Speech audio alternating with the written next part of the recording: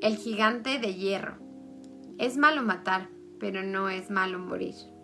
Una de las frases más emblemáticas de esta película, dicha por el protagonista Hogarth Hughes a su fiel amigo, el gigante de hierro.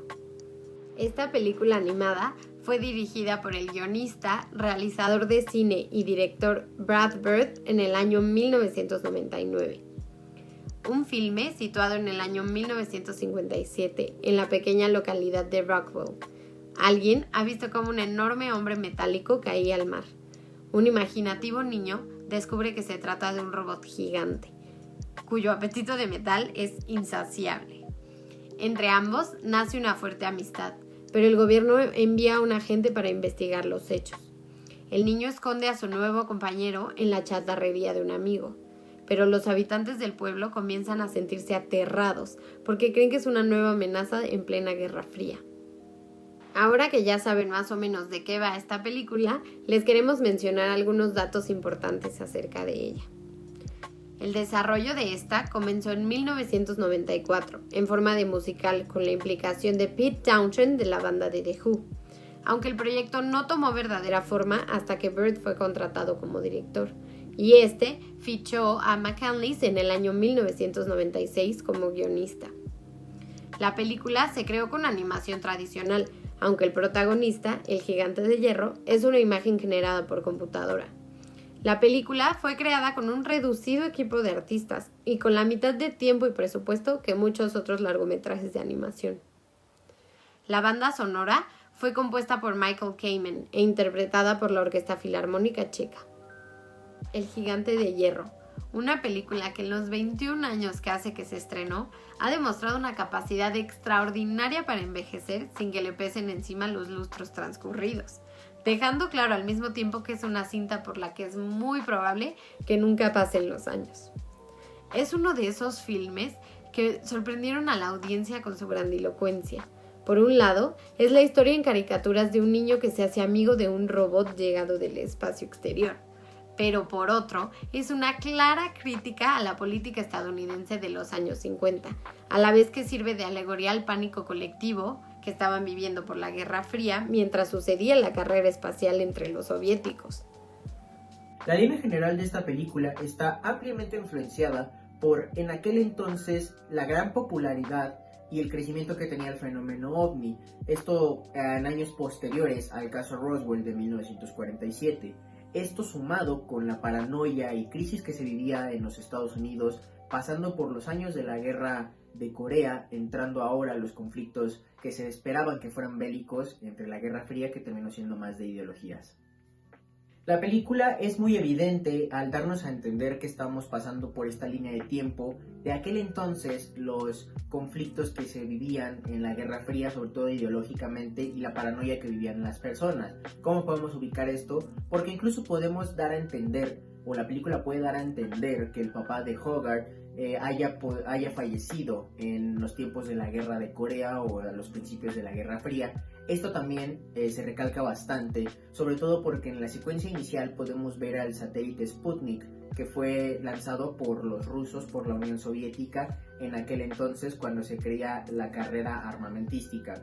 Esto también sumado con el agente Masley, quien es un agente muy paranoico, sumamente preocupado por las cuestiones de seguridad nacional, que él, al notar la existencia del gigante de hierro, lo toma pues como si fuera incluso una amenaza por parte del ejército soviético, incluso llegando al punto de no saber si era algo que existía nada más porque sí, o porque eran los rusos tratando de infiltrarse en las líneas norteamericanas, o también amenazar con la seguridad del país.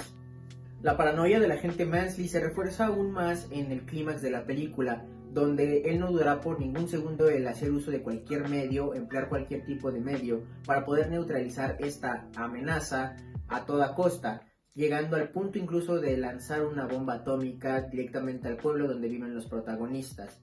También algo que tiene muy presente la película es la cultura popular de aquel año, de los años 50 más bien, donde incluso el personaje de Hogarth tiene pues muy presente lo que es la cultura de aquel entonces. Él lee muchas historietas que tienen la temática de alienígenas, también hace referencia a la casa de publicación de cómics de Action Comics que vio nacer a Superman en aquel entonces. También tenemos los clásicos de música de los años 50. Esto, claro, teniendo muy presente el tiempo donde se está desarrollando.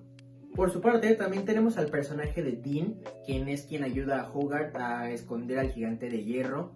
Este personaje es perteneciente a la cultura beatnik. Esta cultura beatnik eran un grupo de escritores que pertenecían al movimiento beat. ¿En qué consistía el movimiento beat? Este movimiento consistía principalmente en el rechazo de los valores conservadores de los estadounidenses.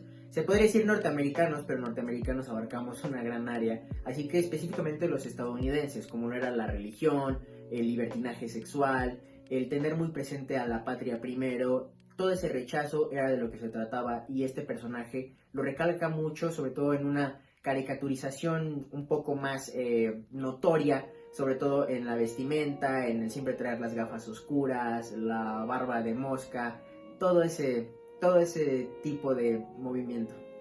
Para concluir con este video, consideramos que esta película está muy presente en la vida de los jóvenes millennials, ya que al haber crecido con esta película, una historia que te muestra una amistad que no conoce de fronteras, ya sea culturales o hasta incluso de universos, porque no sabemos a ciencia cierta de dónde viene el gigante de hierro, con un joven estadounidense, nos recalca mucho los valores con los que se vivían y con los que hemos crecido también nosotros.